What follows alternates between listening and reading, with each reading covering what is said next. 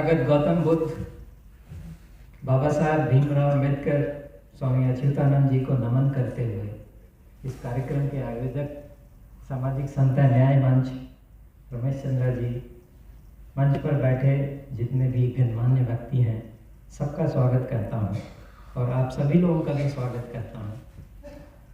यहाँ आने के लिए आभा जी का बहुत धन्यवाद, क्योंकि कल ही उन्होंने मुझे सूचित किया। मैंने कभी भी किसी भी समय अगर कोई बुलाता है तो मैं मना नहीं कर पाता हूँ। क्यों मना नहीं कर पाता हूँ? क्योंकि स्टूडेंट टाइम से ही एक बड़ी अच्छी आदत लग गई।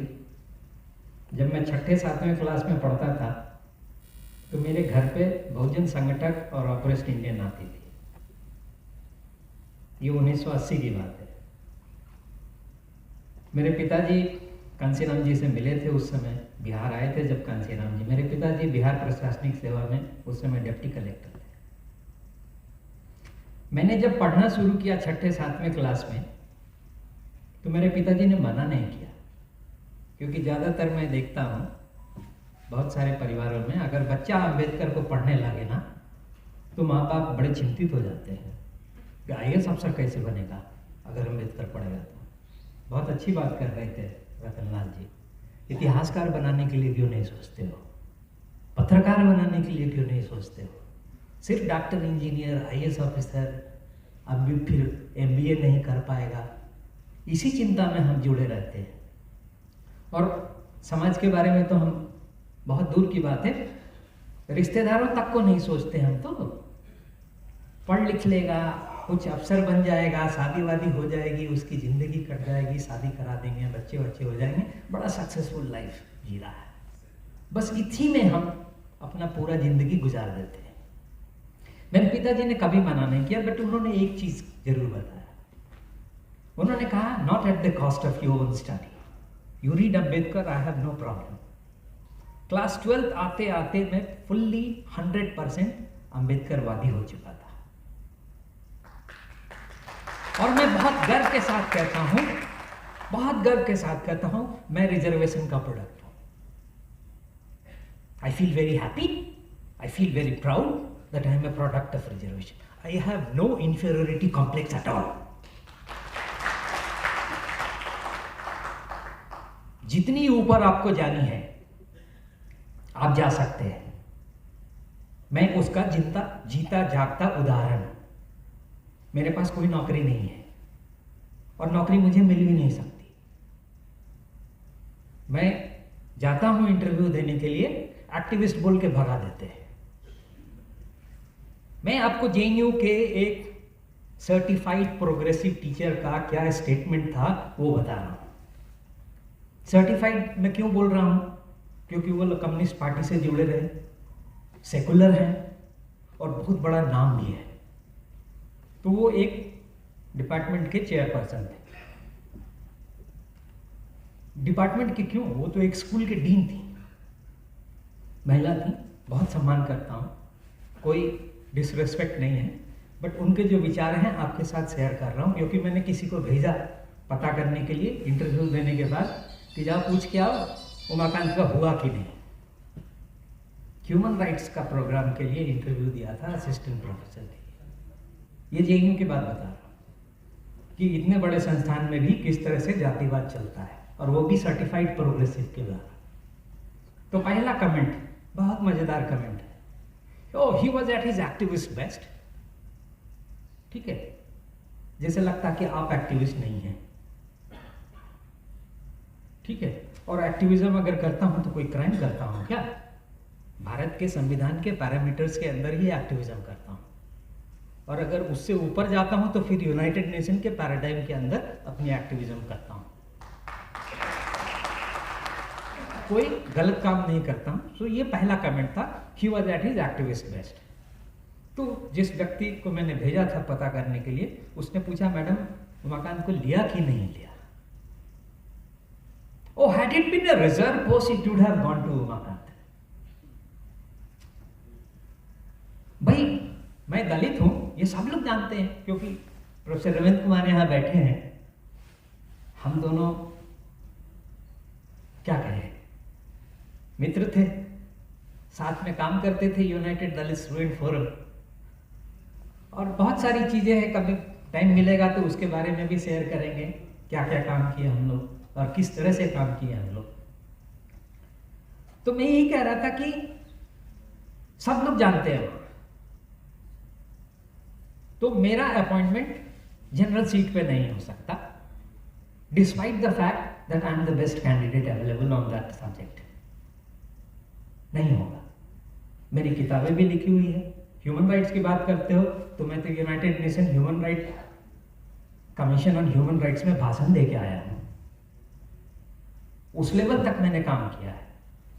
मैं इंटरनेशनल एडवोकेसी किया हूं 10 साल तक ऑलमोस्ट, यूनाइटेड नेशन हो, यूरोपियन यूनियन हो, सब जगह जाकर के मैंने किए। विजय प्रताप जी हैं, उनसे पूछिए वर्ल्ड सोशल फोरम में कितना हम लोगों ने काम किया है, तो हर लेवल पे जाके काम किए, उसके बावजूद भी हमारा जनरल कैटेगरी में नहीं अपॉइंटमेंट होगा। तो अब रिजर्व कैटेगरी का सुन लीजिए क्या होता है, शॉर्ट लिस्टिंग ही नहीं करेंगे इंटरव्यू के लिए। क्यों? तो आपको टीचिंग एक्सपीरियंस नहीं है। अरे टीचर बनेंगे तभी तो टीचिंग एक्सपीरियंस आएगा, बिना टीचर बने टीचिंग एक्सपीरियंस कैसे आ जाएगा? तो नहीं, आपको टीचिंग एक्सपीरियंस नहीं है, इसलिए आपको इंटरव्यू के लिए नहीं बुलाएंगे, जी। तो बहरहाल हम ये कह रहे थे कि जिस मुद्दे पर चर्चा करने के लिए हम लोग आज यहाँ इकट्ठा हुए हैं, दलित दुर्दशा और व्यथा, तो तुलसीदास ने क्या कहा उसी से शुरुआत करते हैं। ढोर गंवार पशु शूद्र नारी सब ताड़न के अधिकारी। अब इसको पास्ट कह लीजिए या वर्तमान कह लीजिए, क्या वर्तमान में शूद्रों को नहीं पीटा जाता है? और मनु ने क्या कहा? मनु तो जिसको हम दलित कह रहे हैं ना, मनु तो उसको शूद्र भी नहीं मानता था। जिसने हिंदू धर्म का कानून और ब्राह्मणवाद का कानून लिखा, वो हमको शूद्र नहीं मानता था। वो इसलिए पंचमा शब्द का इस्तेमाल किया है, ठीक है। हम शूद्र भी नहीं, हम तो अति शूद्र हैं, शूद्रों से भी नीचे है, ठीक है। और मनु ने इसको जस्टिफाई करते हुए एक टर्म का यूज किया मनुस्मृति में, जिसका नाम है वर्ण बाह्या, those who are outside the fold of the fourfold system. तो हम वर्ण व्यवस्था के बाहर के लोग हैं।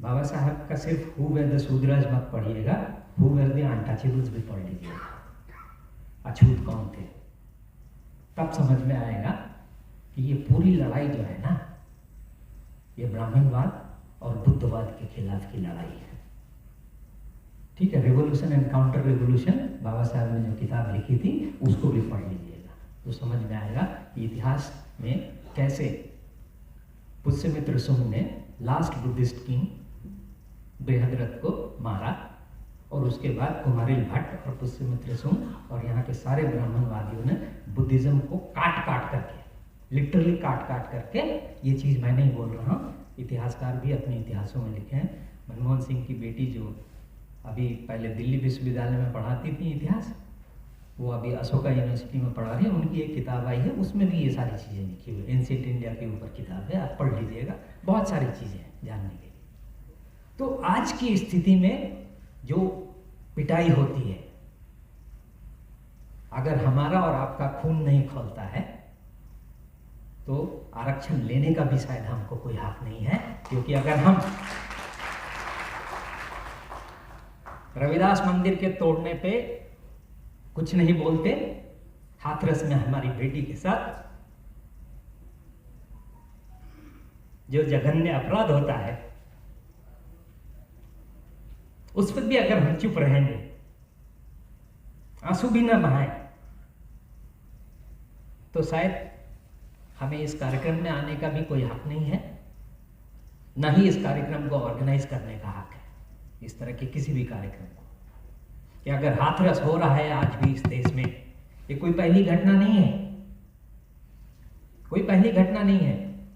जिस तरह से महाराष्ट्र में, आंध्र प्रदेश में, राजस्थान में हर दिन, और भी सारे ऑल ओवर इंडिया, कहीं भी आप चले जाए, और मैं आपको आगे ये भी बताऊंगा कि कास्टिज्म या caste is not a typically Indian problem, it's a global problem. हर जगह अपने अपने तरीके से चलता है, वो भी मैं आपको बताऊंगा। और किस रूप में चलता है। पाकिस्तान में भी चलता है, बांग्लादेश में भी चलता है, नेपाल में भी चलता है, श्रीलंका में भी चलता है। और ये मत सोचिएगा कि यूरोप में नहीं चलता है, बाकी एशिया में नहीं चलता है और अफ्रीका में नहीं चलता है। वहाँ भी दलित हैं, काले लोगों के बीच में भी दलित हैं, ठीक है। और इधर जो आपको पूरा ईस्ट एशिया है ना, उधर भी है, सब जगह है। उनके बारे में भी थोड़ा थोड़ा बात करेंगे। लेकिन सवाल ये उठता है कि हमारी ये दुर्दशा बनी कैसे? क्योंकि जिन लोगों ने हमारे ऊपर कब्जा किया, हमको मारा। आपको पता है गया में एक विष्णुपद का मंदिर है, वो हिंदू टेम्पल नहीं था। कितना समय? 5 मिनट, ठीक है। वो बुद्धिस्ट टेम्पल था। हमारे इतिहासकार यहाँ बैठे हैं, वो बताएंगे आपको किस तरह से बुद्धिस्ट टेम्पल को तोड़ करके हिंदू टेम्पल बना दिया गया। तो मैं जैसे कह रहा था ना कि रविदास टेम्पल टूटेगा, आपको क्या फर्क पड़ता है? आप बोलेंगे हम तो रविदासी हैं नहीं, हम क्यों जाए बोलने के लिए? तो ये तो वही बात हो गई। मार्टिन न्यूमलर ने एक वो कविता लिखी थी ज्यूज के बारे में। ज्यूज को मार पीट रहे हैं तो हम क्यों चिंता करें? अरे जिस दिन आपको मारने पीटने के लिए आ जाएगा तो फिर कोई चिंता करने वाला भी नहीं रहेगा। ये भी सोच लो। लोग अगर आइसोलेशन में जी सकते थे तो पूरी दुनिया की सभ्यता आइसोलेशन में ही रहती, फिर कोई कोऑपरेशन नहीं होता, कोई एक दूसरे के बारे में सोचता भी नहीं। तो हर जगह अगर इसी तरह की व्यवस्था चलती है और उसमें फिर शक्ति कुमार जी ने बहुत अच्छी बात कही है। इसके पहले कांसीराम जी भी कह के गए थे, सत्ता के मंदिर को कब्जा करना है। लेकिन वो कैसे होगा? पूना पैक्ट बहुत गंदा मजाक था दलितों के साथ, और दलितों के अन्याय कंटिन्यू कर रही है दलितों के ऊपर, वो उसका एक बहुत बड़ा कारण है। क्यों भाई? उन्होंने तो कहा कि हम जो है 84 शेड्यूल कास्ट के और 47 के आसपास शेड्यूल ट्राइब के पार्लियामेंट में मेंबर भेजते हैं। देखिए हम तो आपको ज़्यादा भी दे रहे हैं, जितना आपको रामजे मैकडोनल्ड कम्युनल अवार्ड में नहीं मिला था उससे ज़्यादा दे रहे हैं इस आज की तारीख में। लेकिन उसमें एक कैच है, उसको समझिएगा। हम जो इलेक्टोरल सिस्टम फॉलो करते हैं वो first past the post system है। First past the post system में बहुत सारी त्रुटियां हैं। आपके रियल रिप्रेजेंटेटिव चुने नहीं जा सकते जॉइंट इलेक्टोरेट से, इसलिए आज भी और आगे आने वाले कल में भी सेपरेट इलेक्टोरेट की जरूरत है। इलेक्टोरल रिफॉर्म्स के बारे में आप बात करिएगा ना, तो यहाँ के सोशल साइंटिस्ट बोलेंगे no no don't try to reduce politics to electoral politics, और don't try to reduce democracy to electoral politics. ऐसा करके उसको बंद कर देते हैं। यहाँ इलेक्टोरल रिफॉर्म्स की जरूरत है। जो रिजर्व कॉन्स्टिट्यूंसी है वो हमारे रिप्रेजेंटेटिव हम चुन के नहीं भेज रहे हैं। इस भ्रम में मत रहिएगा कि आप और हम हमारे वोट से चुन करके वो पार्लियामेंट या असेंबली में जाते हैं। वो जिसके वोट से चुन के जाते हैं वो उसी के लिए काम करते हैं और हमारे लिए नहीं करते हैं। वो नॉन दलित के वोट से जीत के जाते हैं। इसलिए अगर हमको न्याय चाहिए तो हमको सबसे पहले इलेक्टोरल रिफॉर्म करके आप सेपरेट इलेक्टोरेट की डिमांड करिए, प्रोपोर्शनेट सिस्टम की डिमांड करिए, समानुपातिक या कोई और नाम बोल करके करिए, आपको उसी से न्याय मिलेगा। जो करंट व्यवस्था है उसमें न्याय नहीं मिल सकता। रही बात आरक्षण की, या दलित बोलना चाहिए कि नहीं बोलना चाहिए, कि शेड्यूल कास्ट बोलना। शेड्यूल कास्ट क्यों बोलना चाहिए? शेड्यूल कास्ट क्या मतलब है? संविधान में कहीं लिखा है? एक शेड्यूल के अंदर एक लिस्ट है और जिन जातियों का लिस्ट है उनको शेड्यूल कास्ट बोला जाता है, और उसी शेड्यूल के अंदर जो ट्राइब की लिस्ट है उसको शेड्यूल ट्राइब बोला जाता है। संविधान में कहीं भी नहीं लिखा है कि इनको शेड्यूल कास्ट बोला जाएगा। शेड्यूल कास्ट क्यों बोलेंगे भाई? उन्होंने हमें एक नाम दिया हरिजन, हमने उसको रिजेक्ट कर दिया। हमने इसलिए रिजेक्ट किया कि हम हराम की औलाद नहीं है। अगर किसी को नहीं पता है कि हरिजन शब्द का मतलब क्या होता है, तो नरसिंह मेहता ने, जो एक गुजराती भक्ति काल के संत थे और कविता लिखते थे, उन्होंने देवदासी के बच्चों के लिए हरिजन शब्द का इस्तेमाल किया। क्या हम हराम की औलाद है? तो कहे नहीं नहीं नहीं, तुलसीदास ने हरिजन शब्द का इस्तेमाल किया है, वो तो जो हरि को प्रिय होते हैं, तो तुम अपने लिए रख लो भाई। तो बात बहुत सारी चीजें हैं, समय ज्यादा नहीं है, इसलिए मैं 3-4 शब्दों को बोल करके ही खत्म करूंगा अपनी बात को यहाँ पे, कि भाई देखिए, दलित शब्द यह दलित आंदोलन का दिया हुआ शब्द है, ठीक है। ये एक सम्मान का शब्द है। Feel proud to say that I am a Dalit, ठीक है। ये नारा UDSF 1991 में, United Dalit student forum JNU में जब बना, तो हम लोगों ने यही नारा दिया था। और मैं, एक हमारे साथी ने और बाबा साहब के सेंटेनरी सेलिब्रेशन में ये स्लोगन आया था, black is beautiful, Dalit is dignified, ठीक है। तो इसलिए किसी भी तरह की कोई भी हम हीन भावना नहीं रखेंगे अपने अंदर। हम दुनिया में सबसे तेज व्यक्ति हैं, सबसे अच्छे व्यक्ति हैं, क्योंकि हम ही प्यार फैलाते हैं, बाकी लोग तो नफरत फैलाते हैं। बाकी लोगों को अभी भी बहुत खराब लगता है कि YouTube पे मेरा जो है ना एक वीडियो आ गया, ठीक है। तो एक साथी ने कमेंट किया, संविधान को बनाने में अंबेडकर के अलावा बाकी लोगों का भी तो कंट्रीब्यूशन है। तो जिस व्यक्ति को ये कहा था, उसने कहा सर आप ही कुछ बोल दीजिए। कहा नहीं नहीं, मैं नहीं बोलूँगा। क्यों? तो मुझे कुछ आता नहीं है। तो सही में उनको कुछ नहीं आता है। हम ही पढ़ते हैं, हम ही ज्ञानी भी हैं, हम विद्वान भी हैं। हम सदियों से अगर आप देखेंगे ना, तो हमसे ज़्यादा कंट्रीब्यूशन किसी ने किया ही नहीं है, किसी ने नहीं किया। बाबा साहब अम्बेडकर को हम क्यों मानते हैं, और सिर्फ हम ही क्यों, पट्टाभी सीतारामैया ने तो कॉन्स्टिट्यूएंट असेंबली में भाषण में कहा कि 7 मेंबर थे ड्राफ्टिंग कमेटी के, जिसमें एक बीमार रहते थे, वो आते नहीं थे, एक दिल्ली के बाहर थे, दूरी की वजह से वो नहीं आते थे, एक विदेश चले गए थे, एक रिजाइन कर दिए थे। तो इस तरह से सिर्फ डॉक्टर अंबेडकर ही बचे संविधान लिखने के लिए। तो इसमें हम अगर बोल रहे हैं तो कुछ हम अतिशयोक्ति थोड़े कर रहे हैं। कहेंगे नहीं नहीं, वो BN राव ने भी कुछ काम किया। अरे वो सेक्रेटरी थे भाई, वो सेक्रेटरी थे, वो चेयरमैन नहीं थे, मेंबर भी नहीं थे। आप जबरदस्ती का उनका नाम जोड़ रहे हो। और भी बहुत सारे लोगों का नाम बता देंगे, बोलेंगे इन्होंने ये किया, उन्होंने वो किया। भाई किसी भी देश के संविधान को बनाने के लिए कई तरह की कमेटियां बनाई गई, लेकिन कोई एक व्यक्ति भी तो होगा ना जो ड्राफ्ट करेगा बहुत सारी चीज़ों को। बहरहाल बहुत सारी चीज़ें हैं बहस करने के लिए और शेयर करने के लिए, बट एक चीज़ सिर्फ बोल करके मैं अंत करूँगा। जो मैं बात अंत रूप में बोलना चाहता हूँ, उससे मेरा गलत अर्थ नहीं निकालिएगा। मैं इजराइल की जायनिज्म को सपोर्ट नहीं करता हूँ। ज्यूज के साथ जो हुआ गलती, उससे मैं भी बहुत दुखी हूँ, और हमें भी लगता है कि हिटलर ने ज्यूज को जो मारा, अगर हम जिस तरह से व्यवस्था चल रही है, शायद वैसी स्थिति इस देश में भी पैदा हो जाए।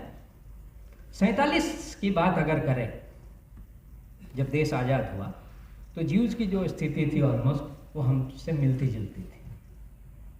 बस मैं सिर्फ एक बात की ओर इंगित कर रहा हूँ अपनी बात को, कि आज इजराइल बहुत पावरफुल देश है और हमसे कहीं ज़्यादा अच्छे कंडीशन में है। वो क्यों है? दलित उतने मजबूत नहीं है, पॉलिटिकली भी नहीं, इकोनॉमिकली भी नहीं, सोशली भी नहीं। वो क्यों है? एक चीज़ है, एक ज्यूज प्रोफेसर जो उस समय जब हॉलोकॉस्ट चल रहा था यूरोप में, नाजी दौर का, तो उनकी परिवार भाग गई थी अमेरिका। तो वो अमेरिका में प्रोफेसर होकर रिटायर हुए और ब्लैक्स के आंदोलन में बहुत काम किया उन्होंने। उनका नाम है गैरी माइकल ताता। उन्होंने कहा कि ज्यूज के अंदर एक भावना होती है कि मैं फेलो ज्यू की मदद करूं। बहुत अच्छी बात कही थी रतनलाल जी ने कि आप लोग क्यों नहीं अम्बेडकर नाम आए, या ठीक है उनको मत करो, आप खुद ही शुरू कर दो, ठीक है, कि भाई हम एक दलित मीडिया सेंटर की आज शुरुआत कर रहे हैं, या जो भी है। तो उन्होंने कहा कि ज्यूस एक दूसरे ज्यूस की मदद करता है, इसलिए वो एक पावरफुल एंटिटी है। अगर दलित एक दूसरे दलित को मदद नहीं करेगा तो आप पावरफुल एंटिटी नहीं बन सकते। ठीक है, हमको ये सोचना पड़ेगा।